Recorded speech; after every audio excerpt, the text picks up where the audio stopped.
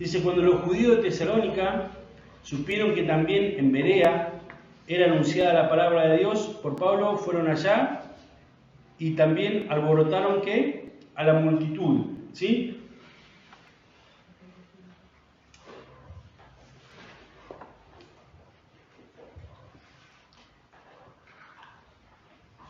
Cuando los judíos de Tesalónica supieron que también en Berea era anunciada la palabra de Dios, es interesante el concepto cuando dice que era anunciada la palabra de Dios. Allí se refiere el escritor, dice, habiendo sido proclamada cabalmente, habiendo sido proclamada la palabra de Dios cabalmente, dice que vinieron los de ¿dónde? Los judíos de Tesalónica, que también supieron que también en Berea era anunciada la palabra de Dios, que estaba siendo proclamada, ellos vinieron de allí. Pregunta de examen en esta mañana. ¿Se acuerdan hasta ahora cuántas veces le había pasado lo mismo a Pablo? 3. Le había pasado. Lo que le estaba sucediendo ahora. Que habían venido de otros lugares a alborotar, a hacer lío, tal vez a pegarle, a encarcelarlo o directamente a correrlo.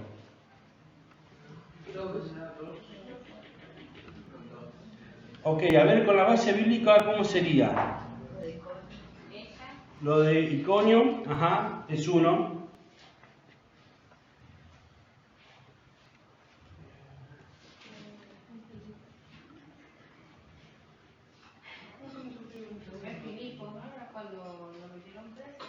No, pero no pasó eso. No pasó eso. Los hijos lo vinieron de otra ciudad a decir. Bien, Manuel, buena interpretación del texto. No, solo una vez, esta sería la segunda vez que le pasó.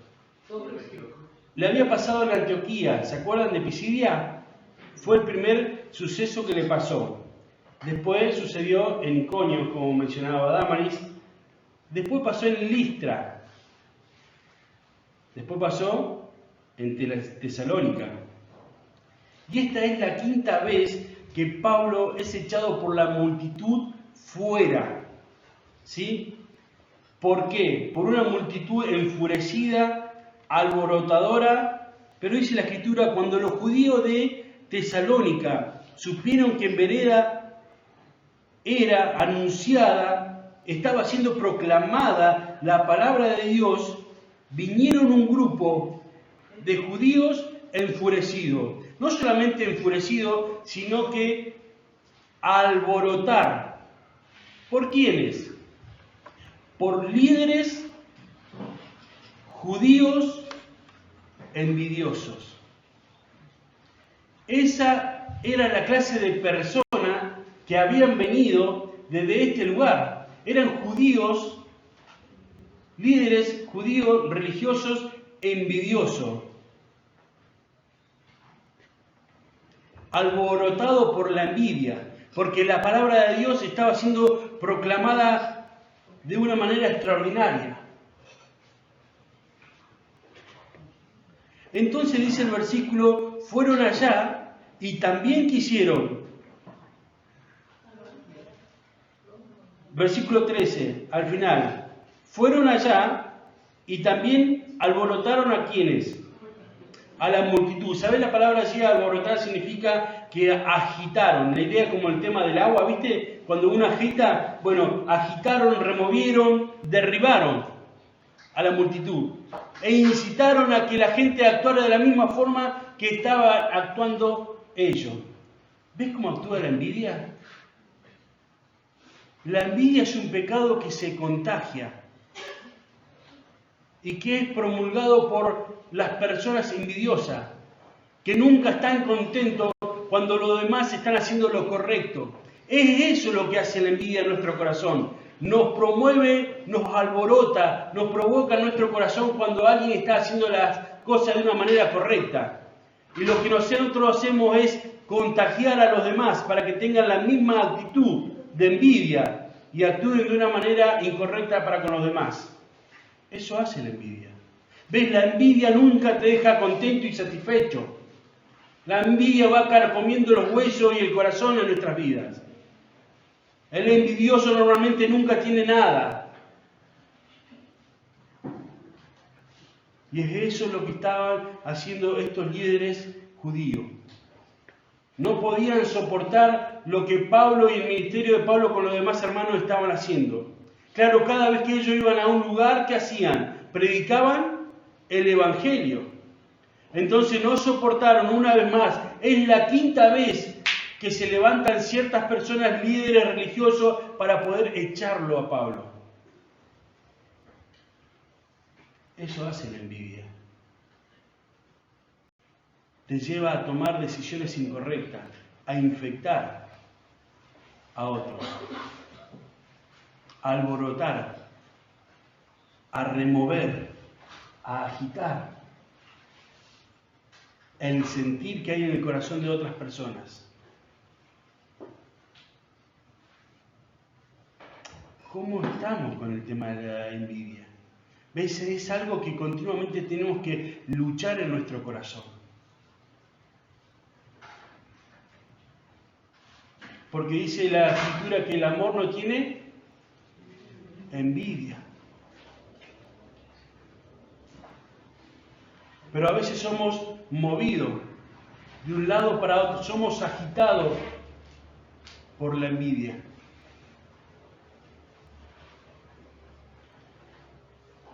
Porque tal vez otros estén haciendo las cosas bien. O porque otros estén dando pasos de madurez y crecimiento. O porque a otros le esté yendo bien en la vida. Y lo triste que eran personas religiosas, eran líderes religiosos. Y se movieron de un lugar a otro para alborotar. Ahora, es interesante ver en cuanto a esto, porque versículo 14, pero inmediatamente los hermanos enviaron a Pablo que fuese hacia el mar. Y Sila y Timoteo se quedaron allí, pero inmediatamente los hermanos enviaron.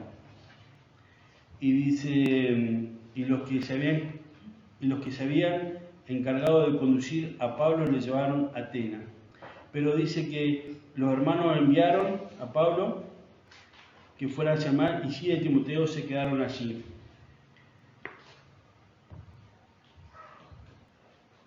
Y este realmente versículo es hermoso porque es un gesto precioso de Pablo. ¿Por qué?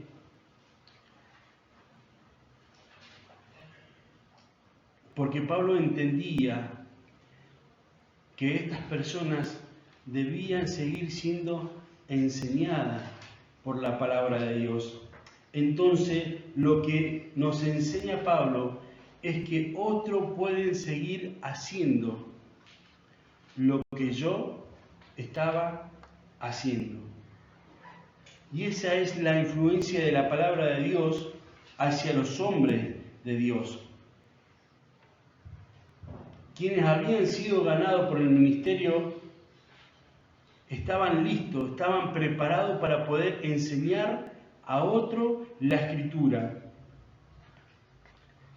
Y allí estaba Sila y Timoteo, listos para seguir haciendo la obra de Dios. Claro, a Pablo lo habían sacado y lo habían echado al mar por la situación en la que estaba pasando.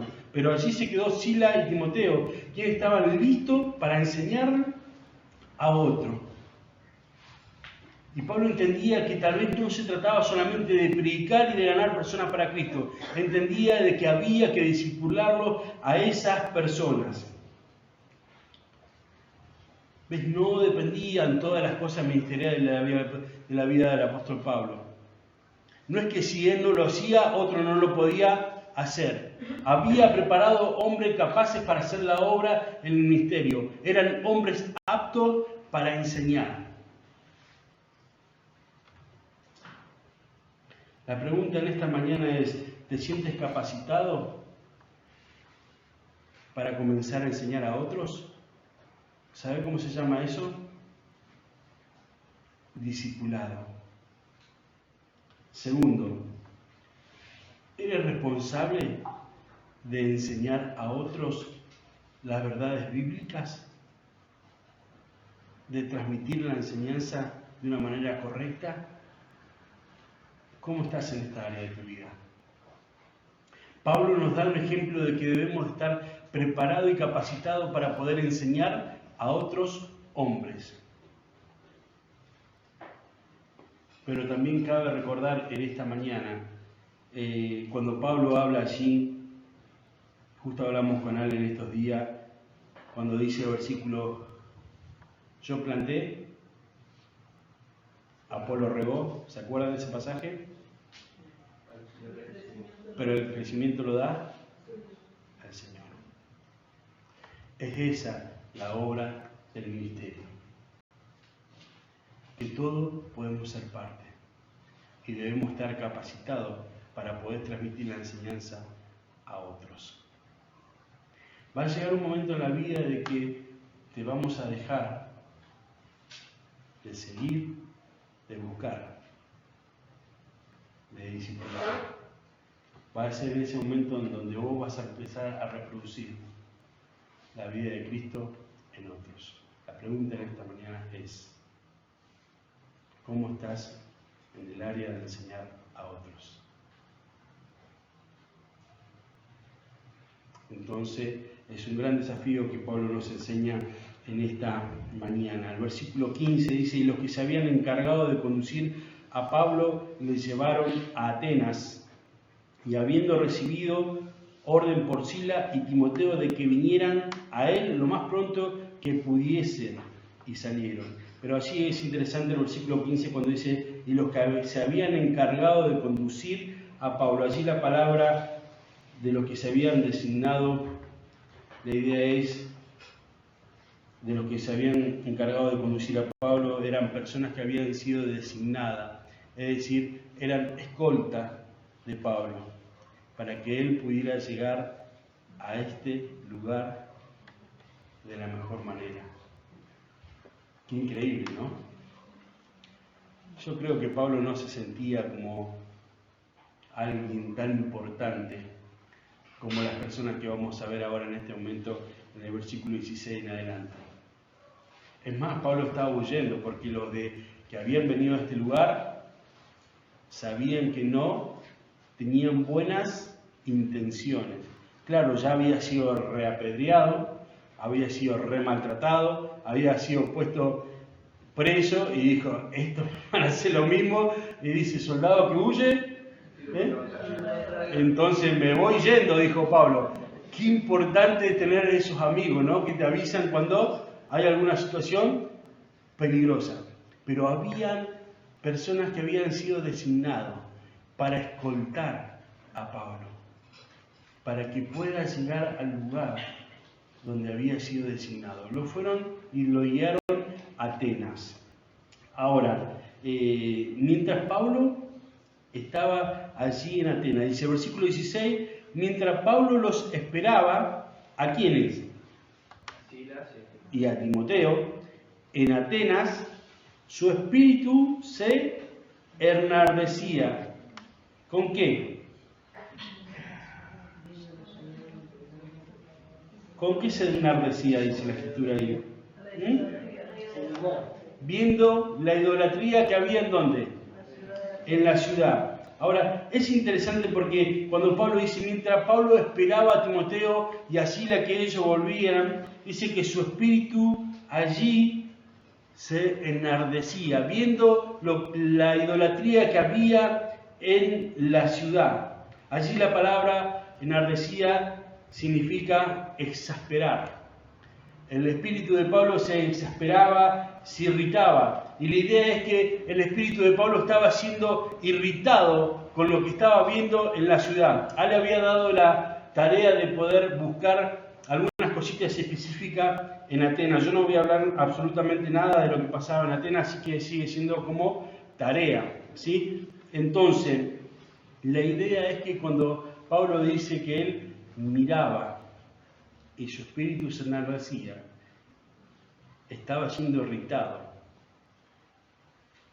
como cuando un espectador está mirando o observando algo que está sucediendo. ¿Y qué es lo que había ahí en Atenas?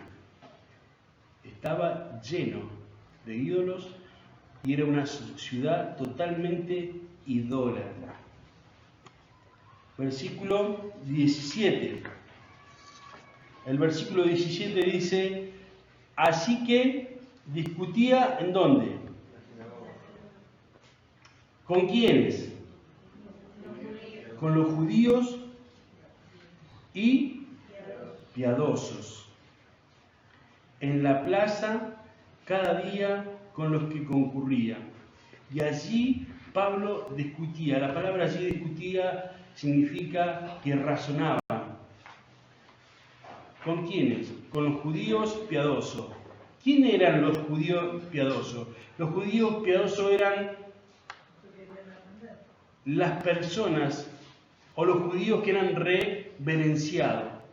¿Sí? Aquellas personas que merecían ser reverenciadas tal vez por otras personas. Entonces, ellos eran los judíos piadosos, aquellos que estaban en alta estima y que eran reverenciados por los demás que estaban abajo. Con esas personas Pablo razonaba. ¿En dónde? No. En las plazas. En la plaza cada día con los que concurrían. Allí la palabra plaza está hablando de que hablaba y razonaba con aquellos judíos reverentes en la plaza del mercado, o más bien en la plaza pública. En este lugar Pablo se juntaba y era el lugar donde él estaba viendo cuando su espíritu enardecía por lo que estaba sucediendo y por lo que él estaba viendo. Con los que concurría, dice la Escritura, a ese lugar. Versículo 18. Y algunos... Ajá.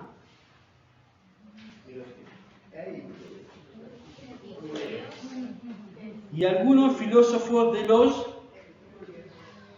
epicúreos, ¿sí? Y de los estoicos. Esto ya empieza como medio nombre así medio raro, ¿viste? Lo estoico y de repente va a aparecer. Entonces, en Atenas tenían los mejores filósofos, eruditos, crack, como le quieras llamar. A estas personas les encantaba hablar. Ellos iban a gastar el tiempo hablando, pero ¿sabés que había algo que ellos respetaban o tenían en cuenta? De que ellos iban a rendir cuenta de cada palabra que ellos decían. Entonces a ellos les encantaba hablar. Iban a decir todo, iban a aprovechar todo el día para poder transmitir todo lo que ellos sabían. Pero también sabían muy bien que iban a dar rendición de cuenta de todo lo que estaban diciendo. Porque eran personas realmente eruditas, eran personas capaces, con alto conocimiento. Y vamos a ver en la historia de que cuando está Pablo, que se juntaba en la escuela pública, voy a decir, en las plazas públicas, en el mercado público, para poder razonar con esos judíos reverentes que las demás personas los tenían a ellos como un grado más alto. Pero ahora empieza de que habían unos filósofos y empiezan a dar unos nombres raros. Bueno, esto era mucho más que los judíos reverentes. ¿A vos te pensás que esto le darían bolilla a lo que Pablo estaba diciendo? En absoluto. Si Pablo era un hombre de qué? No tenía el mismo nivel que ellos tenían. Ahora, cuando dice que la palabra esta, y algunos filósofos de los epicúreos, algunos le van a decir epicureos, de los epicúreos,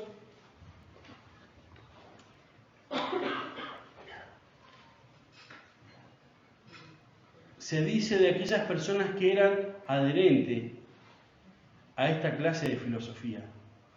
Entonces, todos los que eran adherentes, algunos filósofos de los epicúreos, personas que eran adherentes a esta filosofía, es lo mismo cuando dice allí y de los estoicos, es decir, personas adherentes a esta filosofía, eran dos bandos de filosofías, dice la Escritura, disputaban ¿con quién? Con Pablo. Y uno decía, ayúdame con el pasaje, y uno decía, ¿qué querrá decir este palabreiro? ¿qué querrá decir este? ¿Qué dice? Palabrero.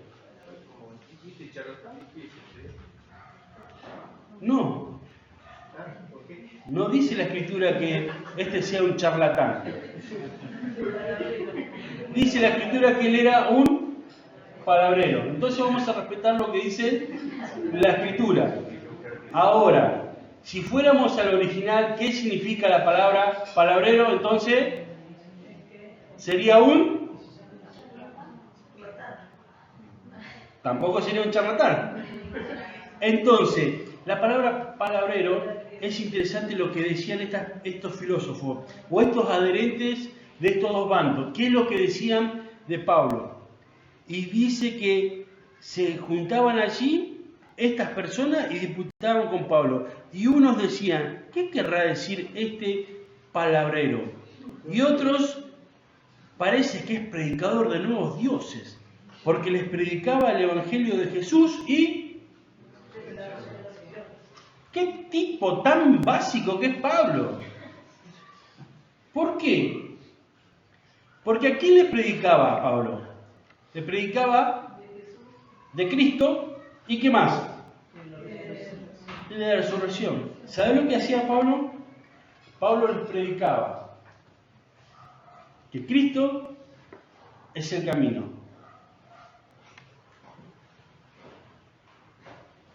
Y el cielo, nuestro fin. Predicaba a Cristo y la resurrección. Predicaba de que Cristo es nuestro camino. Y el cielo es nuestro fin. Pero no se podía comparar. Y no podían entender estos dos grupos filósofos diciéndole, este es un palabrero. No, y otros decían que es un predicador. Entonces vamos a ver qué es lo que pensaban estos dos grupos de Pablo en cuanto a cuando le dicen, este es un palabrero. Allí la palabra palabrero significa recogedor de semilla.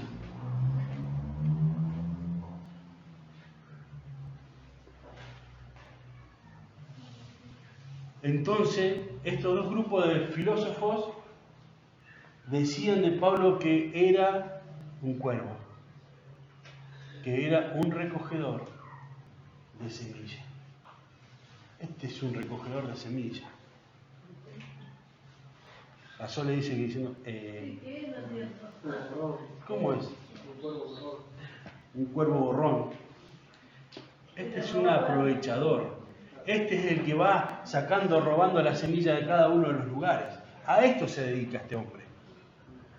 Es un cuervo que va picando de lugar en lugar. De esa forma, estos dos grupos de filósofos se referían a Pablo. No está diciendo que era un charlatán, está diciendo que era una persona que se dedicaba a andar recogiendo semillas por diferentes lugares, como lo hace el cuervo, anda robando. Pero no solamente eso, sino que sigue diciendo la Escritura, y otros parece que es, ¿qué dice? Y otros parece que es predicador de qué? De nuevos dioses. Ellos pensaban, los de Atenas, por eso es importante que puedas tener el contexto histórico de lo que era Atenas que ellos los que creían. Entonces, ellos creían que Pablo era como un cuervo que andaba picoteando de semilla en semilla, en semilla, en semilla, pero también pensaban de que Pablo era un predicador de deidades extranjeras. Es eso lo que ellos creían en cuanto a Pablo. Le voy a leer un párrafo que tengo anotado en cuanto a Atenas. Atenas era entonces famosa por la educación, la filosofía y las bellas artes. Sin embargo, Pablo iba a estar dispuesto a defender la verdad y predicar la verdad, sin importar el público o las compañías, e iba a aprovechar cada situación que él tuviera. Atenas era conocida por la famosa educación, por la filosofía y las bellas artes. Y aún sabiendo Pablo que muchos de ellos no lo tomarían ni en cuenta ni prestarían atención, algunos sí se atreverían a hacerle alguna observación, como estos dos grupos de filósofos. ¿Quién es este? Es un palabrero que se dedica a andar picoteando de lugar en lugar, que no tiene ni siquiera un lugar estable fijo. Se roba la semilla de cada lugar donde va. No tiene ningún lugar que lo pueda avalar. No tiene consistencia lo que él dice. No tiene base. Por eso se dedica a andar picoteando de lugar en lugar. No como nosotros. Que nosotros sí tenemos base. Y somos capacitados. Y somos filósofos y pertenecemos a diferentes grupos de adherentes en cuanto a la filosofía. Este es un predicador que está hablando de que, predicando de deidades extranjeras. Pero bueno, estos dos grupos hicieron una observación. Y Pablo les dice que les predicaba el Evangelio de Jesús y de la resurrección a estos grandes pensadores. Cristo es el camino y el cielo es el fin. Eso les predicaba Pablo. Dice la Escritura, y en nada intimidados. ¿Recuerdan ese pasaje? En nada intimidados.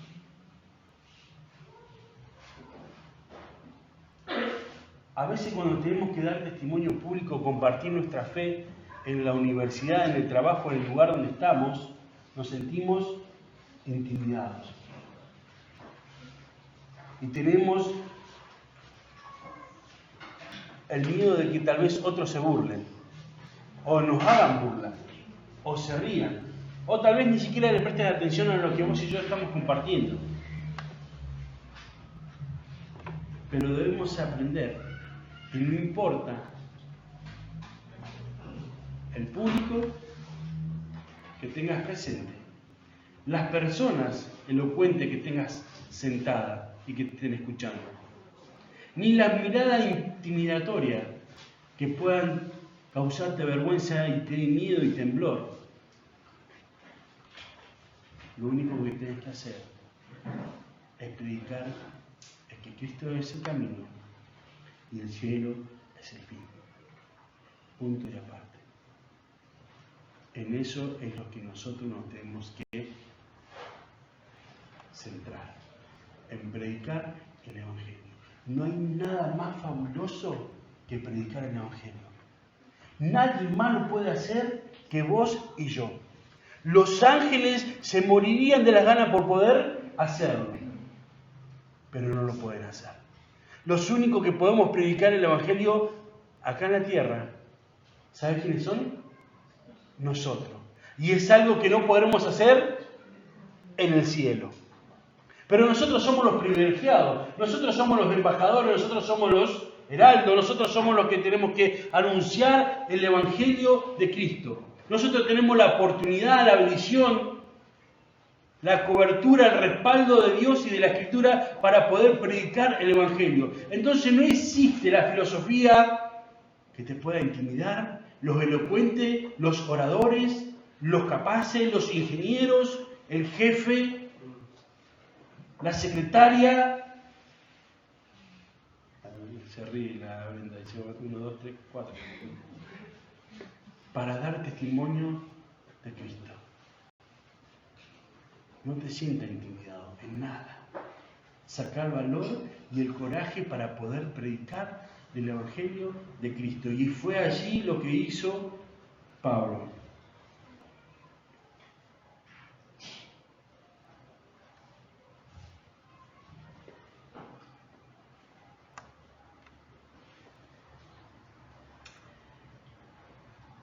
Consideraron que esto era muy diferente. Estos dos grupos de filósofos consideraron que esto era muy diferente a lo que ellos le habían enseñado por muchos años y profesado en Atenas. Entonces deseaban saber más de ello, pero solo porque era algo nuevo y extraño. Había algo de lo que Pablo estaba diciendo que ellos no habían escuchado nunca de sus profesores y de todo lo que le habían enseñado mientras estudiaron en Atenas. Esto nosotros no lo sabemos, no nos enseñaron. Entonces le prestaron atención, porque era algo nuevo y extraño. Pero el versículo sigue diciendo: y tomándole le trajeron al, diciendo: ¿podremos saber qué es esta nueva enseñanza de que él habla? Tarea para el domingo que viene. ¿Qué es el aerópago? Lo condujeron a Pablo a un lugar donde se sentaban y para inquirir sobre algunos asuntos en el aerópago. Él está diciendo algo que nosotros nunca escuchamos y nunca nos enseñaron.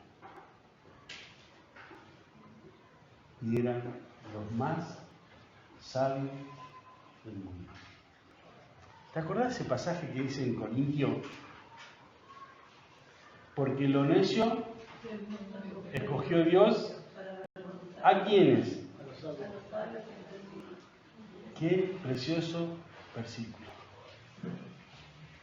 En nada intimidado. Dios te ha escogido y te ha elegido para avergonzar los sabios de este mundo. Porque lo vil y menospreciado de Dios. Y Dios te ha escogido para dar testimonio ante aquellas personas que se creen sabios, que se creen más. Para que vos puedas hablarle de que Cristo es el camino y que el cielo es el fin. Eso nadie se lo enseñó a ellos. Y nosotros tenemos la oportunidad de poder compartir y dar testimonio de fe y dar testimonio del Evangelio. Entonces en esta semana vas a tener otra tarea. Al menos al Manu, por ejemplo, mandar un WhatsApp y que diga así más o menos: a este predicamos, Cristo crucificado. Pum, salió Manu del grupo. Antes que le digan algo de lo del grupo, salió Manu del grupo, pero dejó el versículo.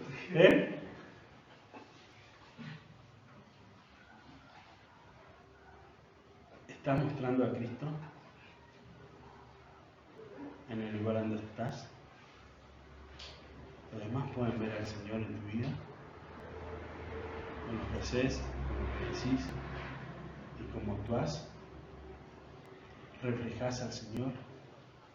Les llama la atención que hay algo diferente que ellos nunca han aprendido en la vida. Y la diferencia esa es Cristo. Y es eso lo que nosotros tenemos que mostrar al Señor y predicar a Cristo.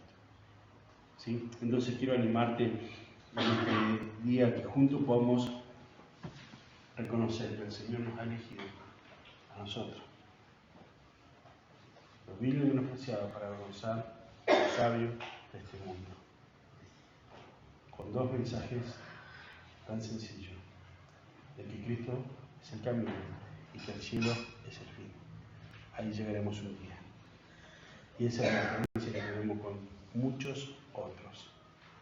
Tenemos una manera diferente de vivir y un lugar diferente donde vamos a pasar la eternidad, que es el cielo. ¿Dónde vas a pasar la eternidad el día que vos te mueras? ¿En el cielo o en el infierno? Uno de los puntos de la declaración de fe es: creemos que el cielo, que en el infierno habrán personas conscientes que estarán ese día en ese lugar por la eternidad. Por la eternidad, ¿vas a pasar la eternidad en el cielo o vas a pasar la eternidad en el infierno? Quemándote junto con los demás secuaces de Satanás. Entonces vamos a hablar esta mañana agradeciendo al Señor por este tiempo. Padre, te agradecemos por tu amor, tu misericordia, por tu fidelidad, por poder compartir juntos tu palabra en esta mañana. Rogamos para que puedan, Señor, producir frutos en nuestras vidas diarias, Señor. Bendice también el regreso a nuestros hogares y guárdanos, Padre Santo, en esta semana. Te alabamos, te bendecimos en el nombre de Jesús. Amén.